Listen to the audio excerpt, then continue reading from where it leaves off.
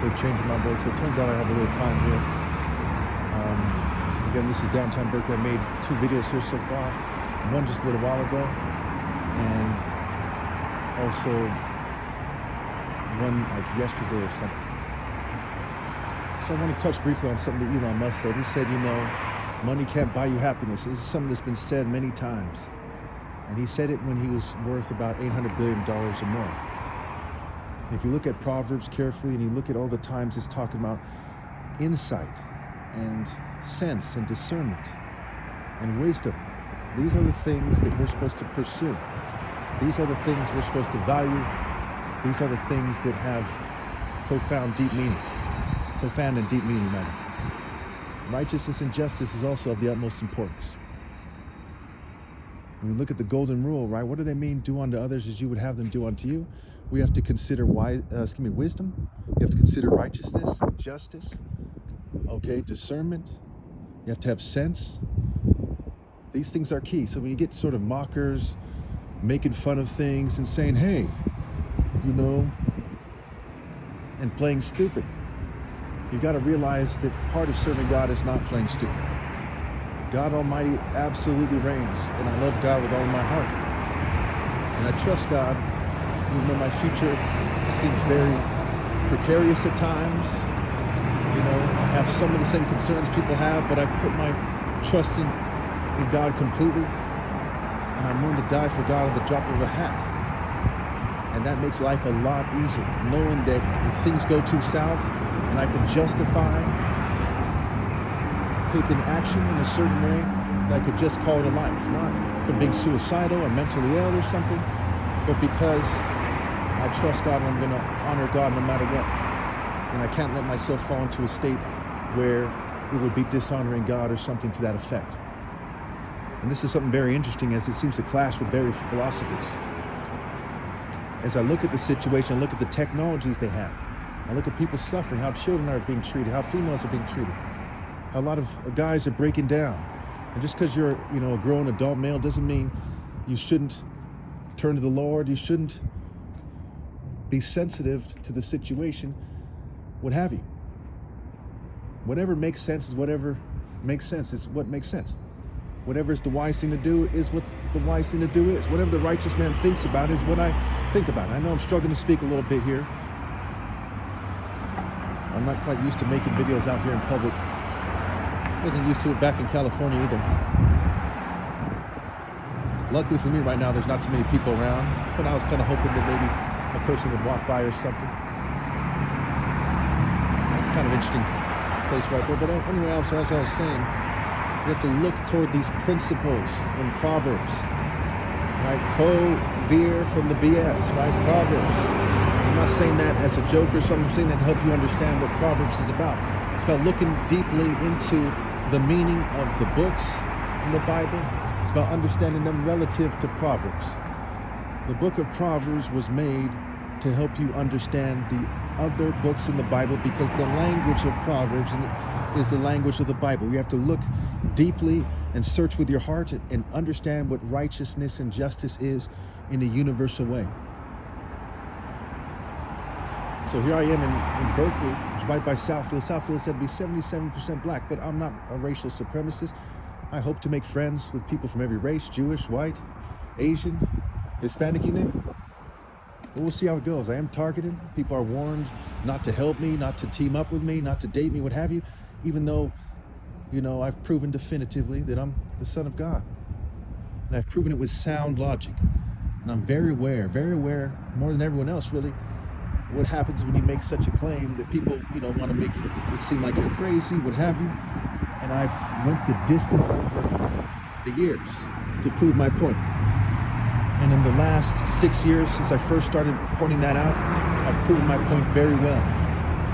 I've proven it by discussing Exodus 15:3 and the book of Isaiah. I've proven it with Proverbs 30 verse 4.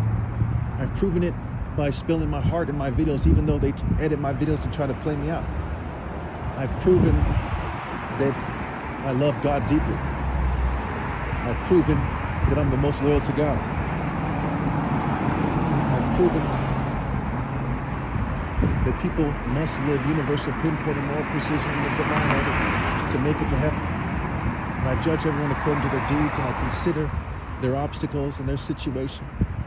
I urge people to be very careful to consider their ways. Always understand the situation. Always scramble to be analytical, to discern what's going on. Not only have insight, but have foresight. Look ahead, plan ahead.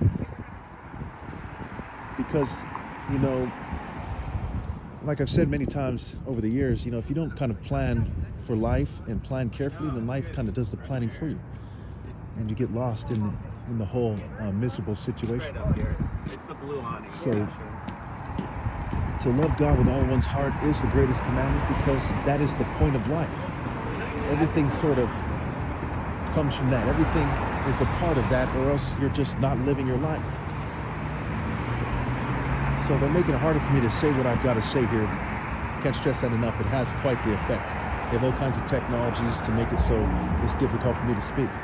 And that's part of the obstacles that God has put before me. I'm the top martial artist ever possible. And my top martial arts argument makes it so that people understand the situation more. What would the top martial artist ever possible do in my shoes is what I'm doing. What would Jesus do is what I'm doing, because I am Jesus. And one of the things that people are likely to miss in my videos is I'm a very loving and caring person. You know, I chastise people because it's what the situation calls for. I don't think that, you know, being harsh to people is a good idea, right? You know, but when you have to kind of rebuke them, you have to chastise them, you have to teach them a lesson, you have to stand firm. When you have to convey God's message and it's bad news, you've got to do what God commands you to do. And that's what I've done. There's a reason why there's the word pro and prophet, right? Profound, proof, procreate, okay? And in what sense? To have the spiritual offspring, the spiritual fruits, to do the labor of God, to move in the way of God, on the path that God has for the righteous, the way of righteousness along the path of justice, the way of morally precise love, to gather the wind of God's Spirit in the divine order, to convey it in your position in the divine order, to have the humility to accept God's plan for you.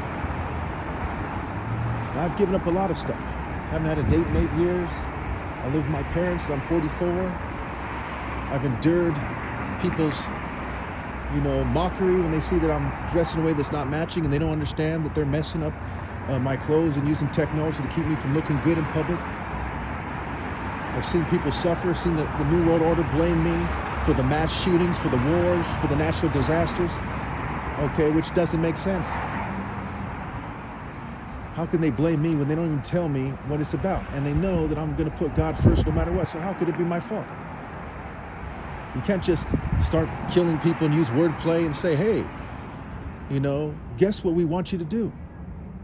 Especially when the devil is known to kind of set people up, to trap them, and then when he makes it, they make a deal with the devil that they regret it later, and the devil laughs at them and says, you should have known better, and then he doesn't feel sorry for you. That's typical of the devil. So when you look at this situation, it's clear that all the horrible things that they're doing is something that they're doing. And I have like 18,000 videos by now or so, somewhere between 16 and 18, I'd imagine, where I make it clear that I'm on God's side, where I tell people exactly what to do in a way that transcends everything that you ever heard of. The churches, the mosques, the synagogues, in a way that is clearly morally precise. The words precision and decision are connected, and I pointed this out before. One has to try with all their heart to be precisely right. Like it says in Matthew 5, be perfect as your heavenly Father is perfect. And unless your righteousness surpasses that of the Pharisees, you will not enter the kingdom of heaven, because you didn't try hard enough, because you didn't keep the greatest commandment, which is to love God with all your heart, to love God with all your soul, with all your being. And only from there can you possibly love your family and your neighbor and so on and so forth. It takes being able to do these things first and foremost to then convey that divine love, the true love from God that needs to be conveyed. Because faith without works is empty. What is the point of having faith in God if you're not going to live a holy life to the best of your ability? And when you remove the log from your own eye, you can kind of understand how hard people are trying. Are they mentally handicapped? Are they drug addicts? What's keeping them from doing that? Are they just hypocrites? Do they lack discipline? And Proverbs says, for lack of discipline, they will perish. They will spiritually perish, led astray by their own great folly. So that's not an excuse. So if they're not trying with all their heart, why not? Why wouldn't somebody try with all their heart? What on earth is more important than doing God's work? What on earth is more worthwhile than doing God's work? So as we look at these things, there's drugs and money and women and there's cheap thrills and there's seeing the world and there's all this stuff out there, right? Video games, maybe you like to paint or draw, but doing God's work comes first and foremost. That's why even though you don't see this situation where for whatever reason this police officer is parked here, I don't see any signs that says I can't loiter. Well, we'll see what that's about. He kind of rolled around the block here. He kind of turned there and then came over there and kind of parked there, but that's okay. You'll have to explain to him, I'm waiting for my food and I'm making a video here. One way or another, we'll see. But I put my faith in God's hands. So I know the New World Order could have told him to assassinate me. Probably not, right?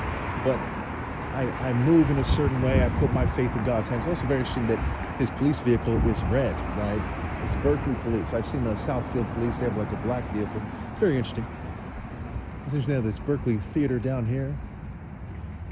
I probably never go there because of my condition. But I can't stress enough to people, that you have to try with all your heart. You can't just have faith and try, or have faith and not try. You have to try with all your heart to love God with